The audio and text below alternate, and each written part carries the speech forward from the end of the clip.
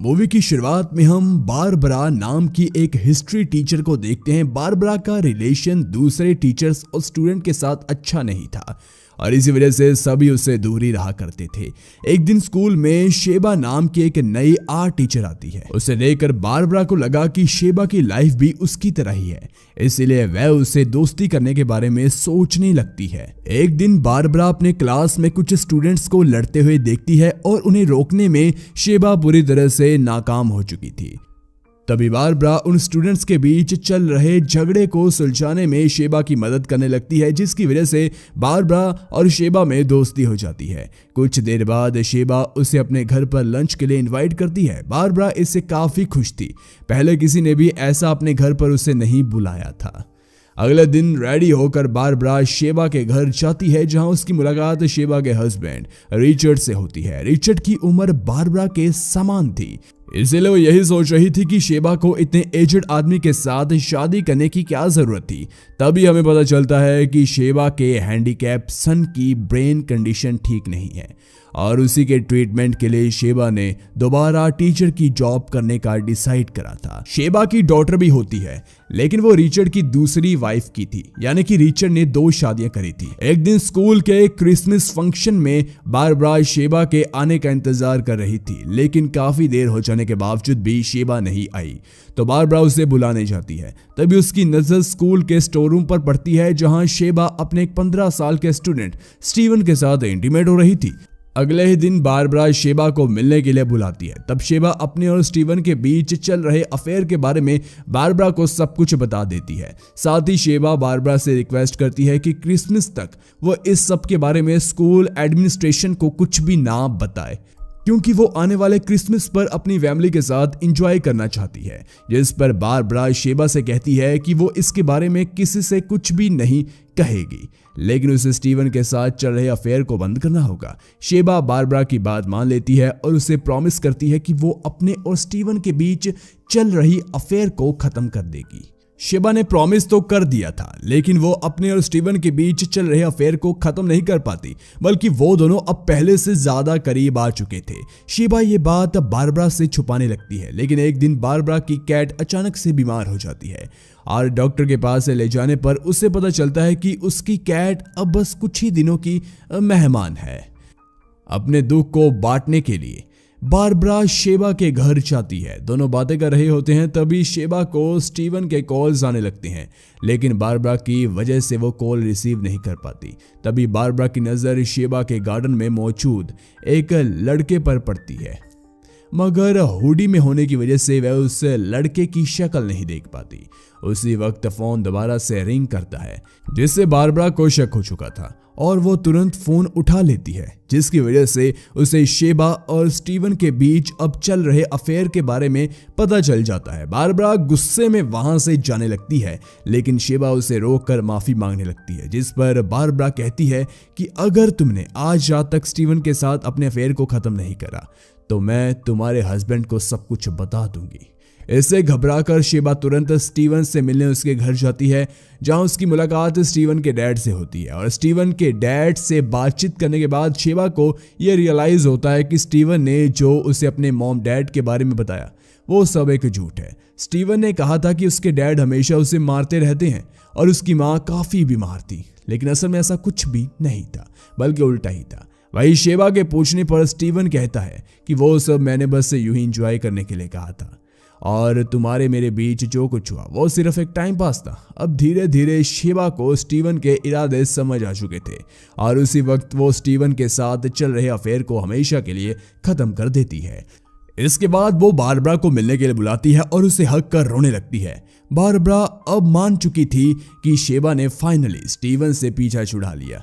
यहीं से बारबरा और शेबा की दोस्ती काफी गहरी होती चली गई थी। वही एक दिन बारबरा के कैट की डेथ हो जाती है और बारबरा इस बारे में शेबा को बताने के लिए उसके घर जाती है। वो चाहती थी कि उसकी मरी हुई बिल्ली को दफनाने में शेबा उसकी मदद करे, लेकिन उस वक्त शेबा अपने बच्चों के साथ उनके स्कूल जा रही थी, इसलिए शेबा ने उसकी मदद के लिए इनकार कर दिया और ये बात बारबरा की ईगो को हर्ट करती है।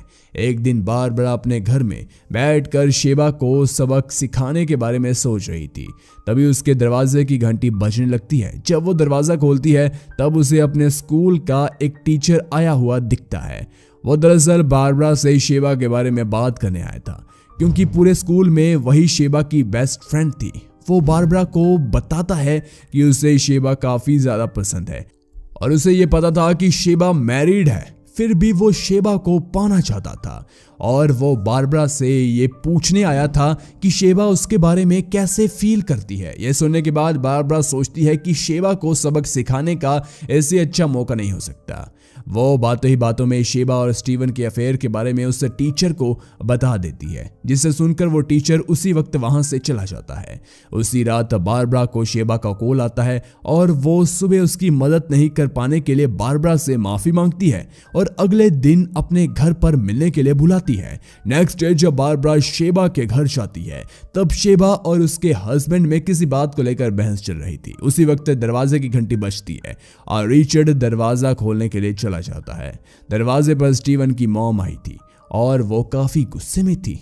जैसे ही वो शेबा को देखती है तो वह उसे गालियां देते हुए मारने लगती है और कहती है कि तुम्हें शर्म नहीं आई क्या?